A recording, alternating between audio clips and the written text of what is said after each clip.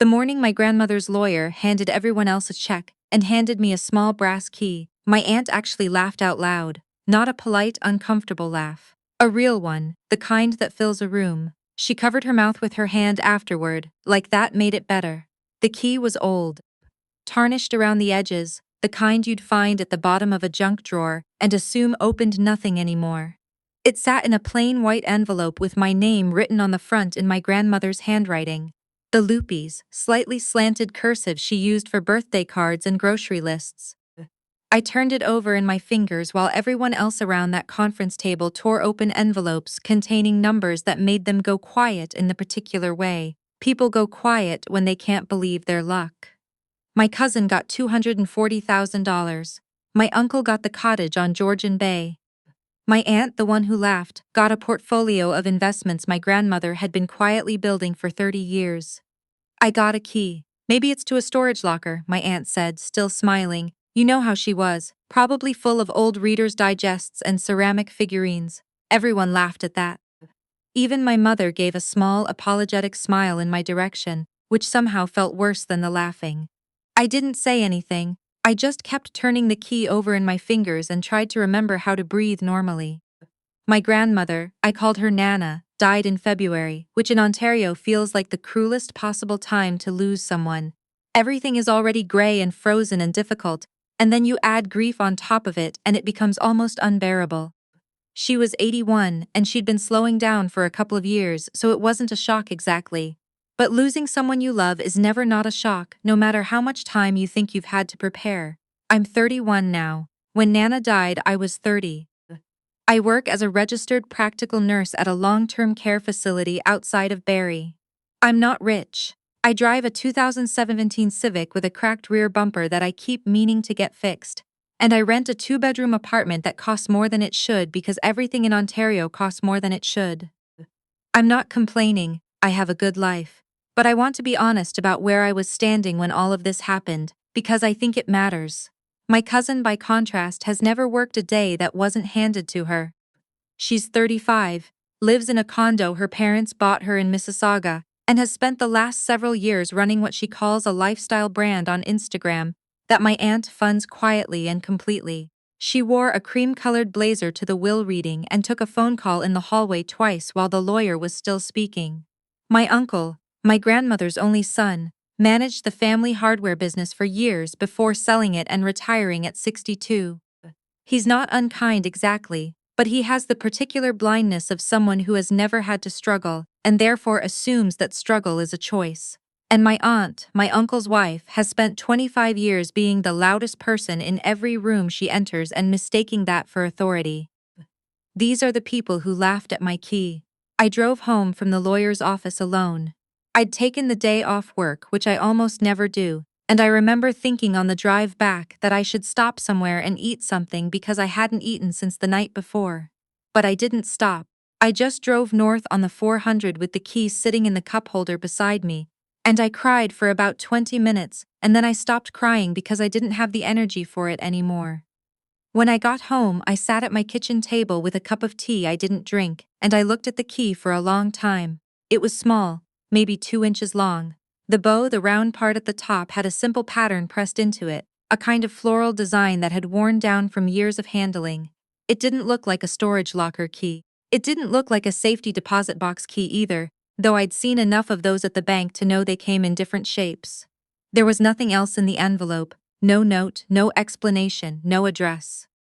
But there was something on the back of the envelope itself, written so small I'd almost missed it in the lawyer's office. A name and a phone number in Nana's handwriting, Whitmore and Associates. Ask for Robert. I stared at it for a long time, then I picked up my phone. Robert answered on the second ring.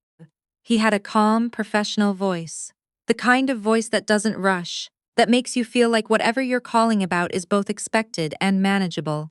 I've been hoping you'd call, he said, when I told him my name. Your grandmother asked me to explain everything to you in person. Are you available to come to our office in Toronto? Anytime this week works. I said Thursday. He said Thursday was fine. I spent the 3 days between that phone call and Thursday trying not to think about what it might mean. I worked my shifts, I did my laundry, I called my mother and listened to her talk about the will reading. with a kind of hovering guilt that she expressed through excessive practicality. She kept saying things like, well, you know Nana loved you, and I'm sure the key means something. She wasn't a careless woman, which meant she didn't know what it meant either and felt terrible about the way things had gone. My cousin texted me on Wednesday, hey, heard you got a key, lol, that's so Nana? Then a string of heart emojis that I think were meant to be kind but landed like a small, precise wound. I didn't text back. The office of Whitmore and Associates was on King Street West, on the 14th floor of a building with a lobby that had that particular kind of quiet that expensive real estate always has. Marble floors, low lighting, the sound of your own footsteps. Robert was around 60 with silver hair and reading glasses pushed up on his forehead. He shook my hand and led me to a boardroom that overlooked the lake. It was a Thursday in late February, and the lake was flat and pale gray, still partially frozen near the shore. He closed the door and set a folder on the table between us. Your grandmother came to us 8 years ago, he said. She was very clear about what she wanted, and she was very clear about why. I had brought the key with me. I set it on the table between us and he nodded at it like it was an old acquaintance. She left you her property on Manitoulin Island, he said. 43 acres with a house, a barn, and direct waterfront access on the North Channel. The property has been assessed at approximately $860,000, though given recent market interest in that area, that number is likely conservative. I didn't say anything for a moment. She also left you a letter, he said, and slid an envelope across the table. I recognized the handwriting immediately. I didn't open the letter in the boardroom. I thanked Robert, I signed what needed to be signed, and I walked back out through the marble lobby and sat in my car in the parking garage for a while before I opened it. Nana's handwriting was even looser here than it usually was. She'd written it recently, I could tell, when her hands were giving her trouble, but it was still hers. My darling, I want you to know that I thought about this for a long time. I know what everyone will think, and I know it won't be easy for you in the short term. But I've watched you for 30 years, and I know who you are, and I know who the others are, and I needed the people I love to have what they actually need. Your cousin needs money because she has never learned to do without it. Your uncle needs a place to go in summer because it makes him feel successful. Your aunt needs a portfolio to manage because it makes her feel important. You need land, you need somewhere that's yours. You need the thing I should have given your mother but couldn't, and now I'm giving it to you instead. The property has been in my family since 1962. I spent the best summers of my life there. I hope you will too. The key is to the back door of the house. I always use the back door. All my love, Nana. I sat in that parking garage for a long time. I cried again, but differently this time. Not the tight, exhausted crying from the drive home after the will reading. Something that felt more like relief, which surprised me. Or maybe it felt like being known, which is different from relief but sometimes feels the same. I didn't tell anyone right away. I know that probably sounds strange, but I needed a few days to sit with it before I let other people's reactions into the room. I looked the property up online that night.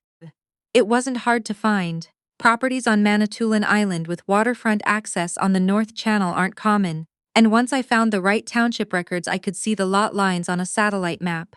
43 acres, a gravel lane off the main road, a white house visible through the tree cover, water at the back edge of the property, glinting in the aerial image even in low resolution.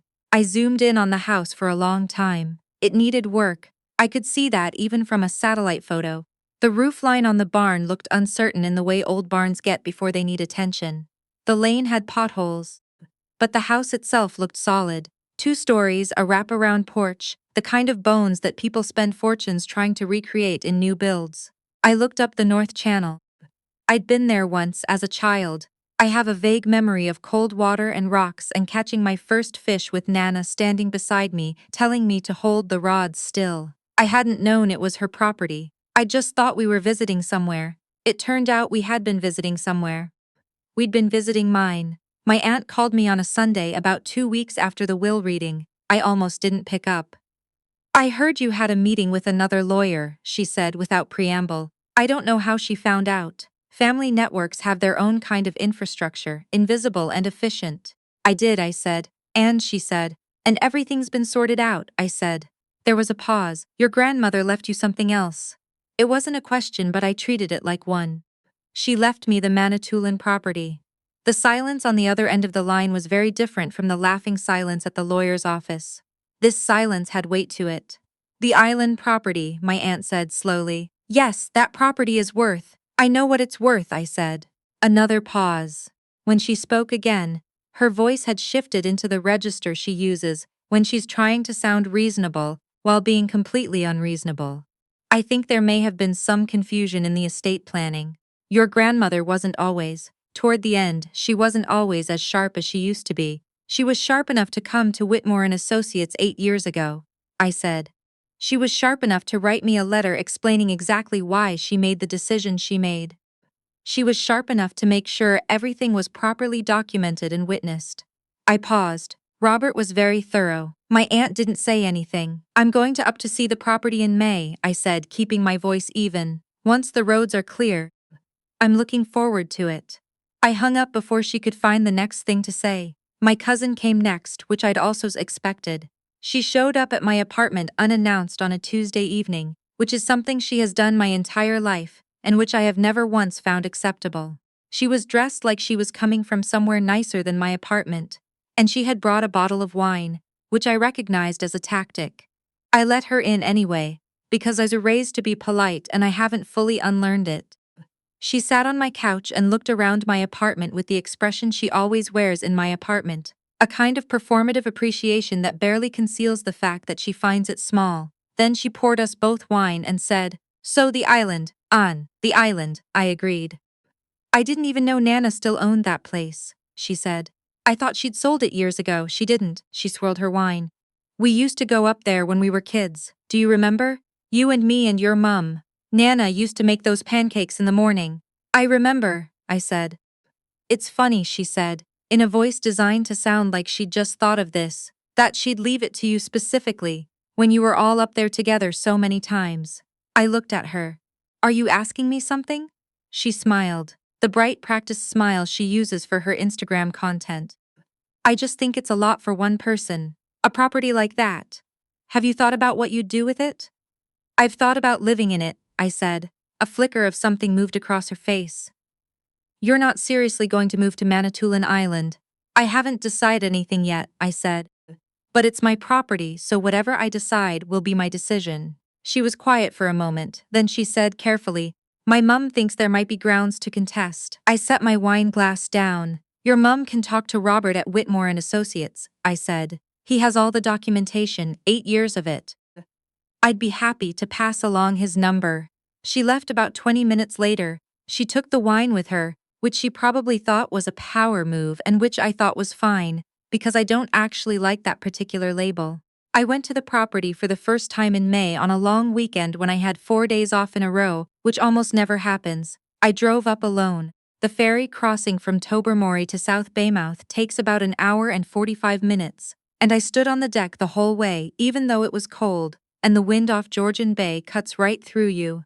I didn't care. I needed to see it coming toward me, the island materializing out of the water, green and getting greener as we got closer. I found the property using the address Robert had given me and the GPS on my phone, which lost signal twice on the island roads, and forced me to figure the last stretch out from memory, and a paper map Robert had included in the folder. The lane was exactly as overgrown as it had looked from the satellite image, but it was passable. I pulled through the trees and stopped the car when the house came into view. It was bigger than I'd expected. Or maybe not bigger, maybe it just felt more real, three-dimensional in a way no satellite image can prepare you for. White painted wood, some of it peeling. The porch running all the way around with 2 old wooden chairs still sitting on it as though Nana had just stepped inside.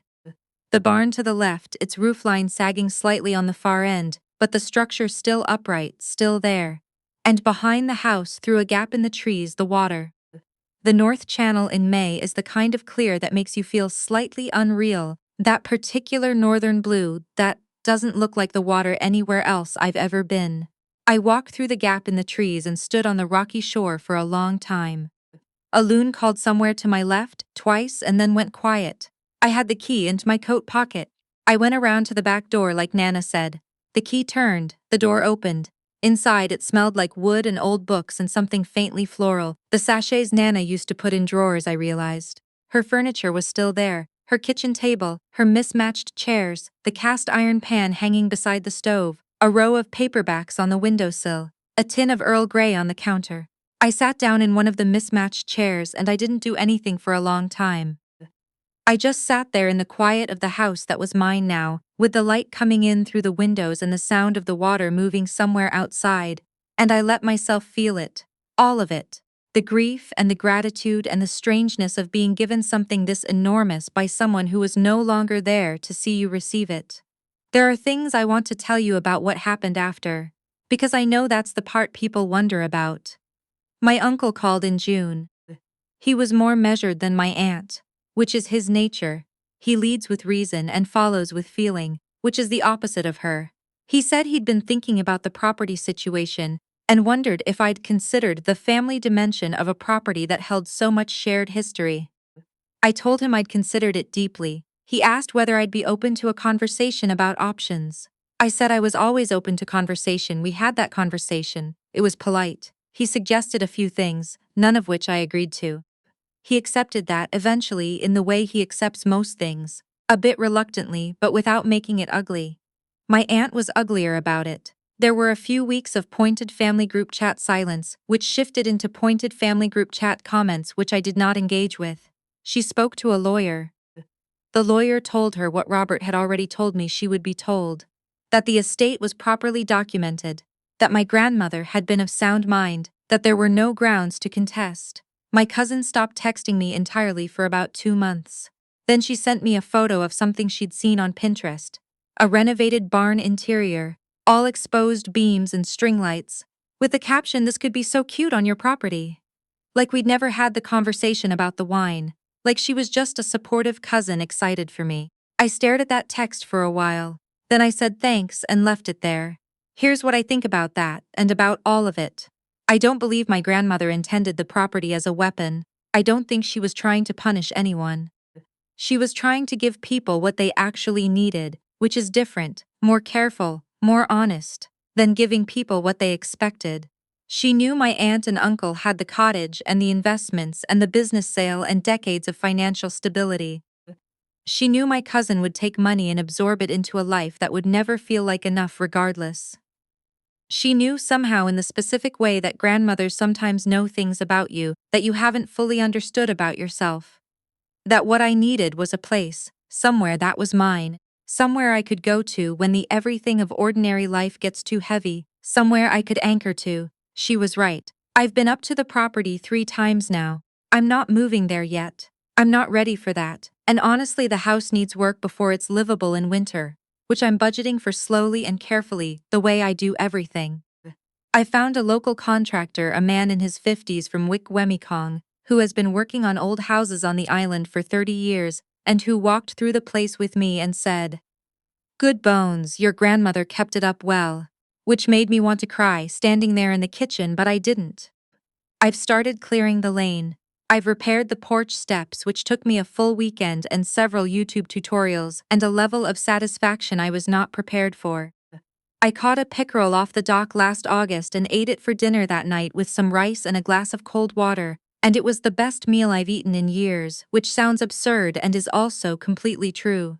The barn situation is next. The contractor says it's salvageable. I believe him. My family has not been back to the property. I haven't invited them. Maybe I will someday. I genuinely don't know. I haven't decided yet what kind of relationships I want with people who laughed at my inheritance and then tried to take it from me. That's a conversation I'm having slowly and privately with myself, the same way I'm having the conversation about what to do with 43 acres and a white house and all that water. What I do know is this: the key is on my kitchen table at home, on a hook I put in the wall specifically for it. I see it every morning when I make coffee, and every time I see it, I think about my grandmother writing my name on that envelope in her loopy cursive and choosing deliberately, carefully, after 8 years of thought, to give me something no one expected. She always used the back door. I think she knew somehow that I would understand why.